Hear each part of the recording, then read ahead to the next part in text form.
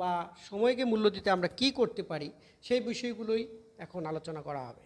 তো আমরা সময়কে সঠিকভাবে ব্যবহার করার জন্য প্রথমেই যে কাজটা করব সেটা হচ্ছে সকাল সকাল আমরা ঘুম থেকে উঠতে হবে। সকাল সকাল যদি আমরা ঘুম থেকে উঠি তাহলে কিন্তু আমরা আমাদের যে কাজ করার যে স্পৃহা বা আমাদের হাতে যে কাজগুলো থাকবে সেগুলো কিন্তু আমরা সুন্দরভাবে শেষ করতে পারবো।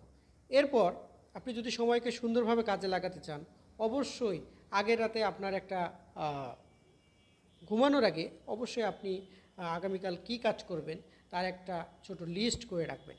সেই লিস্ট অনুযায়ী আপনার প্রায়োরিটি অনুযায়ী আপনি প্রথম যদি সকালবেলা থেকেই কাজ শুরু করেন তাহলে আপনি সুন্দরভাবে সেই কাজগুলো আপনি শেষ করতে পারবেন। এরপর গুরুত্বপূর্ণ যে কাজগুলো সেই কাজগুলো কিন্তু আপনি প্রথম ধাপে করতে হবে।